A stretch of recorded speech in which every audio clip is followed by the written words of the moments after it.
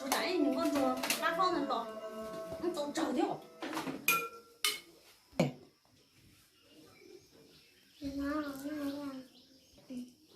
你来了，那么呀？那个的拿着不得嘛。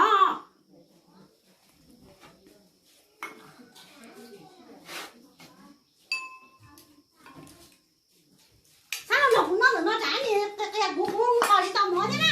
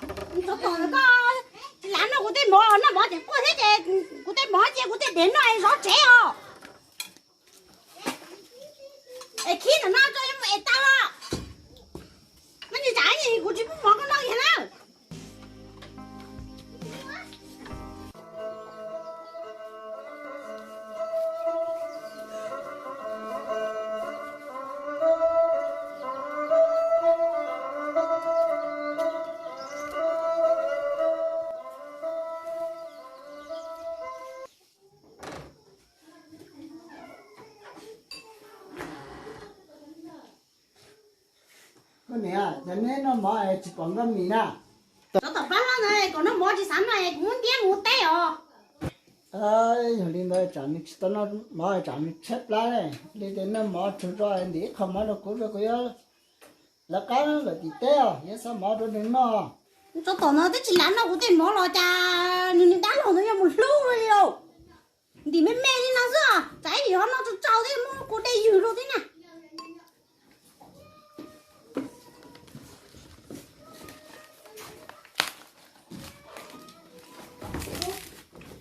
Ai đi nó một đồ sữa. Có gì đâu, đi chỗ tao chua nó để chỉ làm nó mỗi không mỗi mấy chỗ nó một đồ lay thì té rồi. Đâu gì đó. Chỉ làm nó cũng tem mở kìa. Nhớ cho nó lá nè. Nó mới mẹ tú xé rồi. Chỉ xếp lá là.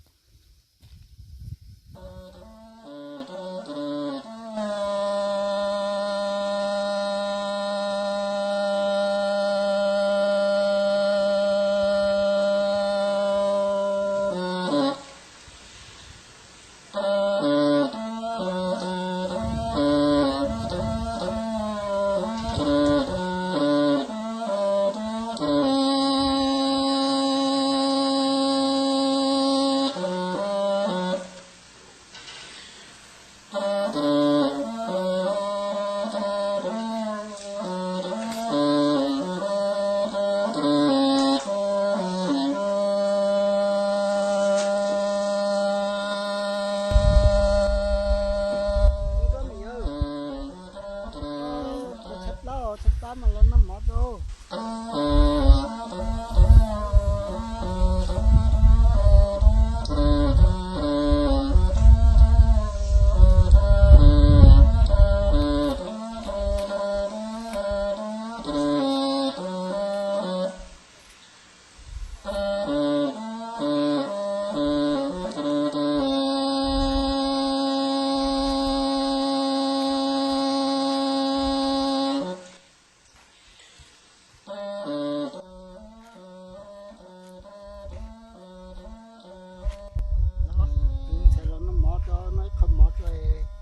tôi tên rồi chẳng chết lâu hello cha nó không muốn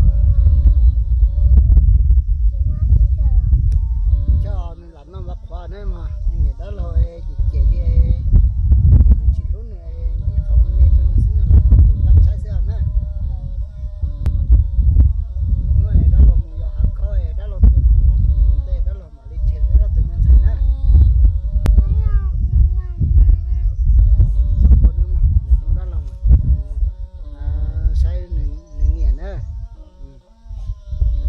xin món nè, đó là cái chỉ cho nó đó là tụi mình thấy nó nè, nó một tay một cái chỉ nó cho đó là một sang tụi liên thực tế để cho đó là mà đi lo nè.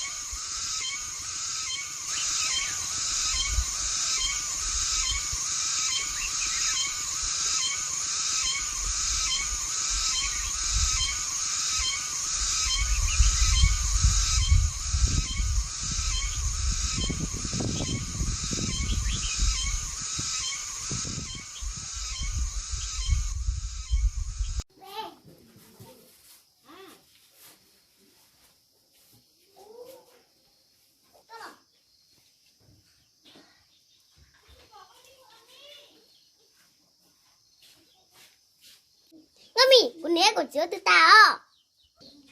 Cô chị ba.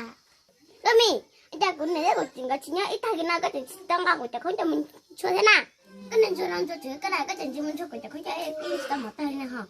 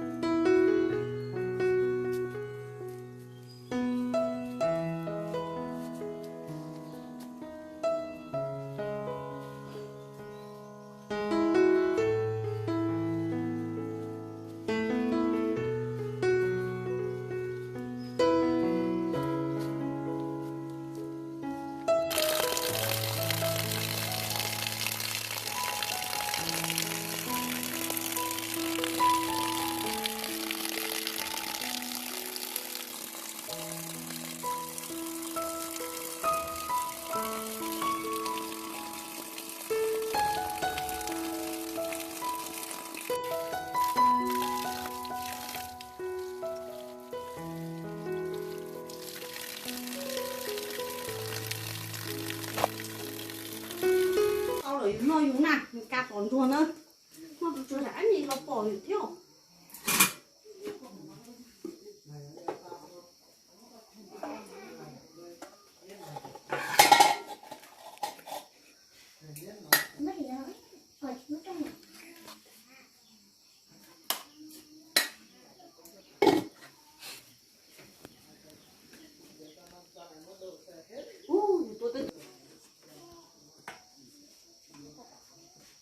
cái chỗ có chả lố lố luôn ta còn cha tổng rồi nó thôi thằng anh nó được cái thải lúc nào mót trái thì nó tổng lúc lắm hơn nó lo